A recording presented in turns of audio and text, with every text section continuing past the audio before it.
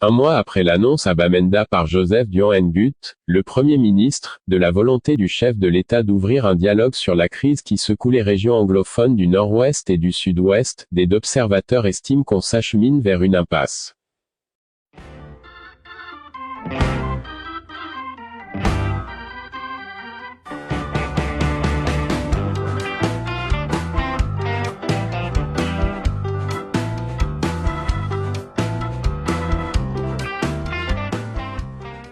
Au cours de sa première visite le 10 mai 2019 dans la ville de Bamenda depuis sa nomination au poste de chef du gouvernement, le Premier ministre Joseph Dion-Ngut a annoncé que le président de la République, Paul Biya, était prêt à ouvrir un dialogue pour résoudre la crise qui sévit depuis 3 ans dans les régions anglophones.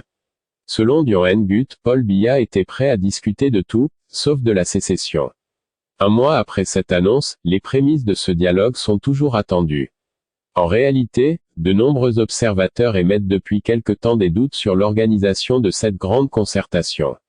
D'après le quotidien Le Jour dans son édition en kiosque ce 14 juin 2019, dans une tribune diffusée cette semaine, le journaliste Xavier Mess est péremptoire sur la question « crise anglophone », le dialogue n'aura pas lieu. Pour lui, le mot « dialogue » est devenu un concept marketing revendiqué pour plaire, pour être à la mode. Mais au fond, personne n'y croit, personne n'en veut.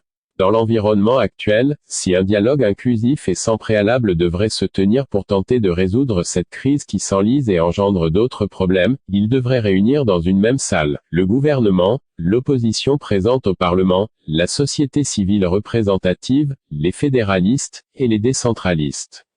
Il ne faudrait avoir peur de personne, il ne faudrait exclure personne, lit-on. Pour Étienne Sonkin, trésorier national du SDF et ancien sénateur, le président de la République n'est pas un homme de parole. Il ne fait pas ce qu'il dit. En plus, lorsque son Premier ministre parle et est contredit tel que nous l'avons vu, il se devait de préciser ses orientations. En 1990, la rue demandait la conférence nationale souveraine. Il s'y est opposé et a organisé la tripartite qui n'a produit aucun résultat. Ce n'est pas cette fois qu'on va véritablement dialoguer, soutient-il dans les colonnes du journal. André Luther Meka, militant du RDPC dans un débat cette semaine sur Equinox TV préfère relativiser. Le dialogue n'est pas un événement mais un processus, a-t-il déclaré au cours de ce débat.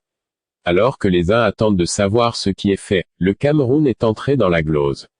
Les députés du SDF, qui sont retournés à l'hémicycle pour leur session de juin avec l'espoir qu'un débat parlementaire sera enfin ouvert, ont déchanté après le discours accusatif du président de l'Assemblée nationale, souligne le journal.